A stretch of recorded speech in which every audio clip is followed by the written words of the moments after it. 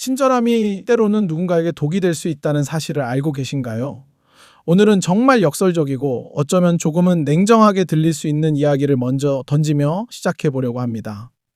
자존감이 낮은 사람을 무조건적으로 대우해주고 배려해주고 칭찬해주는 행위는 그들을 돕는 것이 아니라 오히려 그들의 불행을 더 깊게 만들고 결국 여러분의 에너지까지 갉아먹는 비극의 시작이 될 수 있습니다.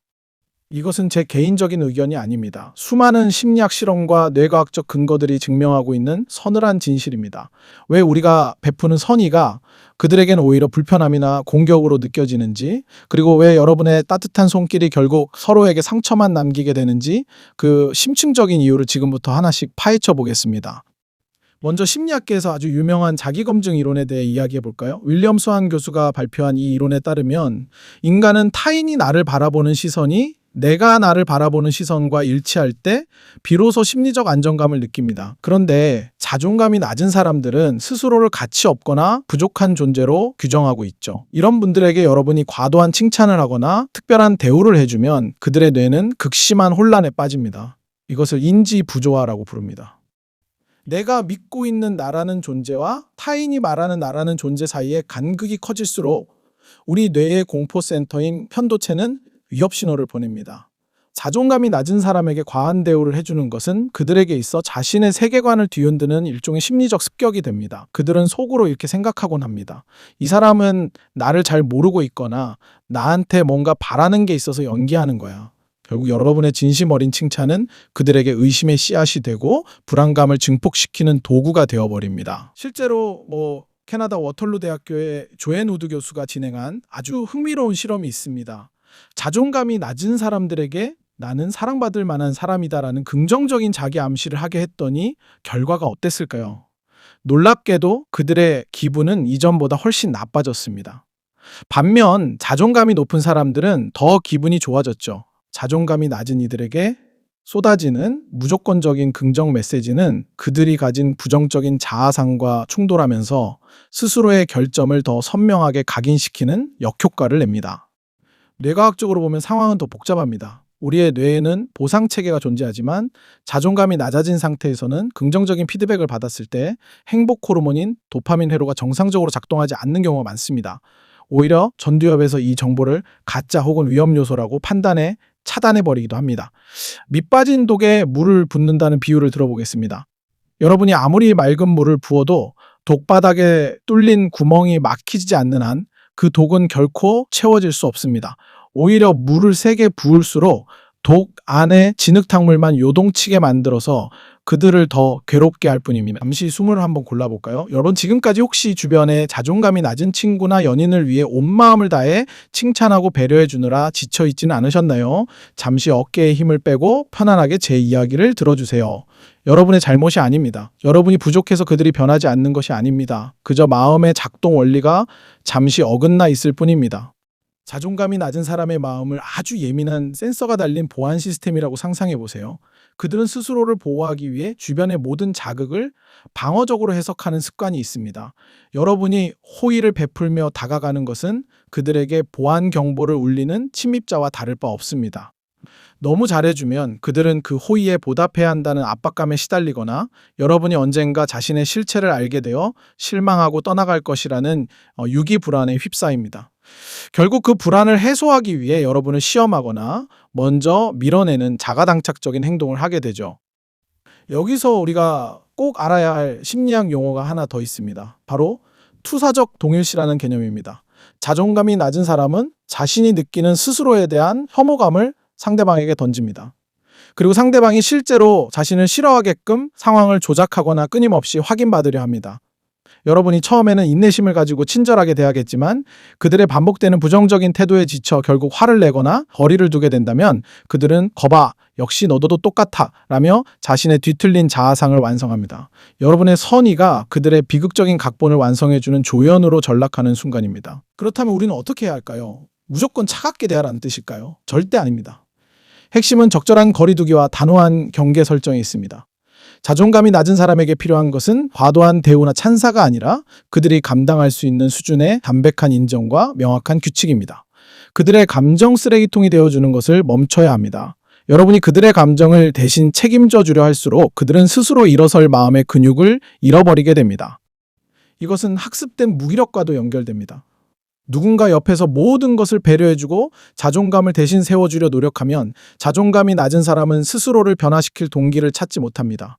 누군가에게 의존해서 얻는 일시적인 위안에 중독되기 때문입니다. 진정으로 그들을 위한다면 그들이 자신의 부족함과 직면하고 그것을 스스로 수용할 수 있는 환경을 만들어줘야 합니다. 과잉보호는 성장을 가로막는 가장 큰 장애물이 됩니다. 이제 영상을 보고 계신 여러분의 소중한 마음을 들여다보고 싶습니다. 혹시 주변의 자존감, 낮은 사람을 변화시키기 위해 혹은 그들을 위로하기 위해 여러분의 에너지를 쏟아붓고 계시진 않나요? 그러면서 정작 본인의 마음은 타들어가고 있진 않은지 묻고 싶습니다. 누군가를 구원하고 싶다는 마음은 정말 고귀하지만 나 자신이 침몰하면서까지 타인을 끌어올릴 수는 없는 법입니다. 여러분이 그들에게 더 잘해주지 못해 죄책감을 느낄 필요는 전혀 없습니다. 여러분은 신이 아니며 타인의 무너진 자존감을 대신 지탱해줄 의무도 없습니다. 자존감은 외부에서 주입되는 것이 아니라 본인이 자신의 성취와 실패를 온전히 겪어내며 안에서부터 쌓아 올리는 견고한 성벽과 같은 것입니다. 여러분이 해줄 수 있는 최선은 그저 그 성벽 밖에서 자신의 자리를 건강하게 지키며 올바른 관계의 본보기가 되어주는 것뿐입니다.